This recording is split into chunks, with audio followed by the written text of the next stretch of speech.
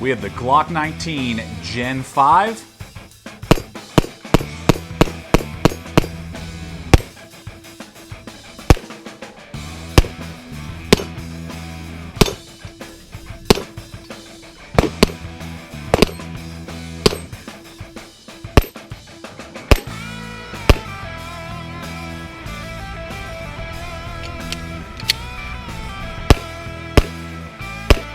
And the Glock 19 Gen 4 Summer Special with front serrations.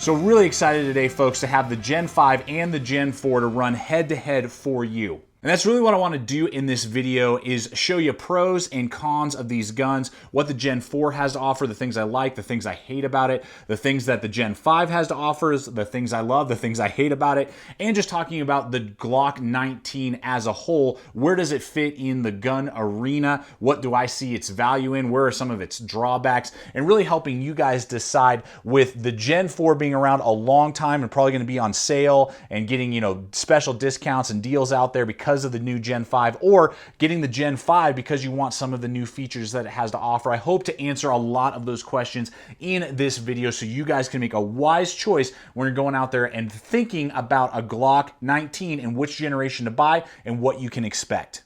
And I want to give a big shout out to the Damage Factory. The week the Gen 5 came out, they had one set aside for me, went over there, purchased it, and am able to now have put about 500 rounds through this guy, about 1,000 rounds through the Gen 4, so that I can give you guys a really full comprehensive video and give you my thoughts on the firearm. So thanks again to the Damage Factory. Check them out. We'll have links in the description below. They do a great job doing a lot of customizations on Glocks. So if you want to trick out your Glock, they're a great place to go check out in the Denver metro area, as well as their online store if you're not in the Denver metro area. And they do a lot of specialty laser engravings and clear coats and all kinds of stuff. So go check them out. Links below. Great group of guys. You're going to see more videos with firearms not only purchased through them, but also just other stuff. So with that, let's go ahead and discuss these two firearms. All right, we're going to go ahead and discuss sights here.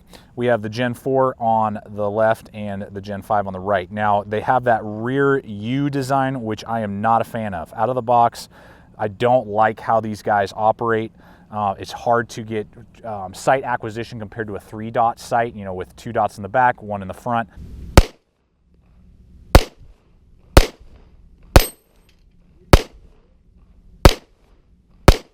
Dang, dude. Hate these sights, they suck. It takes like 200-300 rounds easy to try and get your sight in and then figure out where the rounds are going, versus a 3-dot sight. We had the VP9 from H&K out today. First mag, boom, like 75% of the rounds I'm on target within, you know, a 6-inch diameter. This thing, it's like all over the place for 200 rounds till I really get it figured out. So I do not like this U design. I will be replacing the rear sights on both of these. Now on the Gen 5, they have kind of thinned it out and opened the aperture a little bit more, which makes it a little bit easier to acquire, but it's still not perfect. Not a fan of it. Will be replacing it. And the major problem I had, guys, was a quality control issue.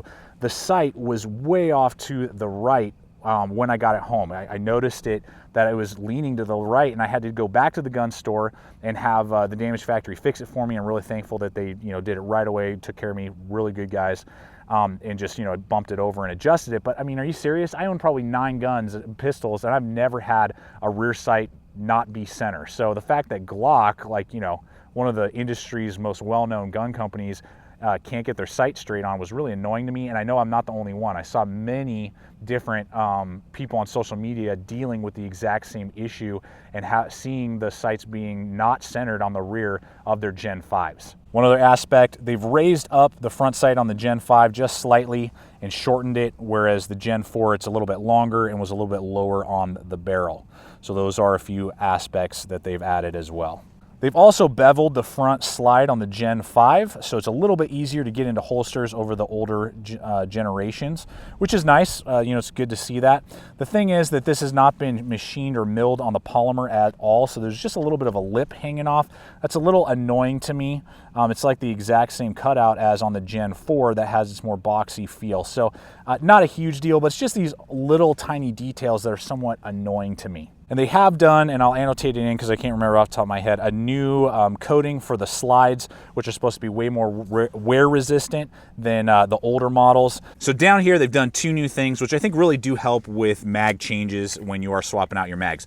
First off is that they now have this new cutout right here, so that when you are dumping a mag, it kind of gives you the opportunity, if it's kind of stuck, to get your finger right there, pull that thing out, and then when you're reloading, kind of gives you a little bit more of a guide when you're doing the reload. And then they've done a slight mag well flare. I really like that a lot. It's not overkill, but it just flares out ever so slightly, so it makes it just a little easier to get in there than on the Gen 4. And I like that that comes standard, so you don't have to go out and spend more money to try and get an aftermarket mag well flare.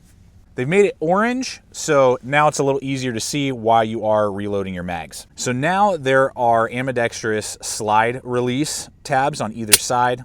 The old Gen 4 obviously did not have that option. And on the Gen 4 versus the Gen 5, you can see that the mag release button is slightly larger, not a whole lot, but slightly larger on it. And you can swap it obviously to the lefty position for ambidextrous capability. Now, one thing that I really like with the summer special on the Glock Gen 4 19 that I got was the front serrations. Now, I don't use them a lot, I just kind of like check to make sure it's, got a round in the chamber. That's about all it is. More for me, it's aesthetics. It's not a deal killer for me at all, but it is cool and does make the Gen 4 version that I have here look a little more stylish and just have a little bit more capability. The fact that they still are not doing that on the Gen 5 is just annoying to me. I mean, I think it would make the gun not only look better, but it gives that extra functionality. Sure, I can do an extra hard squeeze and check, but almost every other firearm out there now has some form of serrations that you can grab on the front to check, and I know some of you guys really like using that. So that's a little bit of annoyance to me that they don't have the front serrations when they did it for the summer special on the Gen 4. Thank God the accursed finger grooves are gone. That was another big issue that I have with the Gen 4, are those finger grooves are really not ergonomic to me. They do not fit in my large size hands well. And long term, I'm either going to have to get an 80% lower or take it to somebody to have them machined off or try and do it myself. So that's just annoying. I don't like those finger grooves, and I prefer something more like this. So thank God that they did that with the Gen 5 design. Back straps still the same, so you can swap out the back straps, making it wider. I like to shoot them with beaver tails just because a few of my other firearms that I like do use that. So I use that back strap, but they come with 4 different size back straps for you to choose from. So 2 other things I want to hit with you. First off, they say that they've done something with the barrel. I think they call it like their marksman barrel. It's supposed to be like way more accurate than the last generation. Have I seen that? No. It shoots the same as my last generation.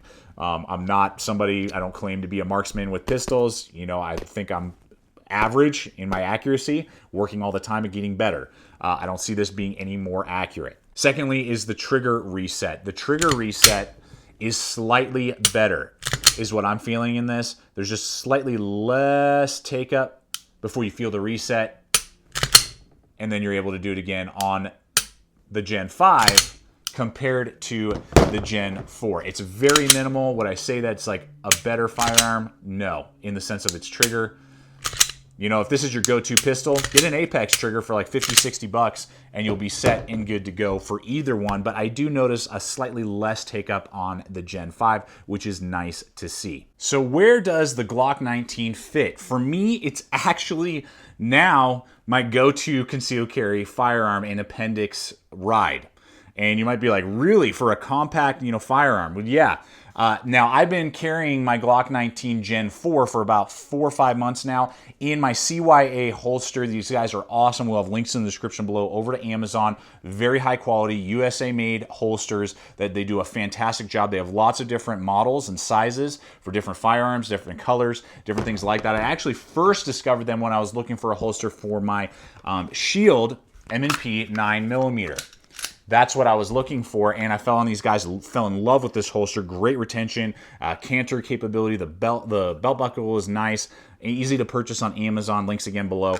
And so I've been carrying this single stack, short barreled, subcompact shield for about 4 years now. And so when I bought the Glock 19, originally in the Gen 4 and now, in the Gen 5, I said, okay, well, I hear a lot of guys that say that this is like their go-to concealed carry. Can I conceal carry it? So I got myself another CYA holster and have been carrying it nonstop in the waistband and love it, because of the fact that it's only a slightly thicker than the shield in its overall frame, at just a hair over an inch, and slimmer than most other, compact pistols that you would find out there, like the SIG P320, the FN509, even the H&K, VP9, like lots and lots of firearms out there are going to be a little bit thicker, and this just has all the things going for it for me. So what this offers me, for not much thicker in the belt, and it's still very concealable, wearing just a t-shirt and jeans like I do every day when I go out,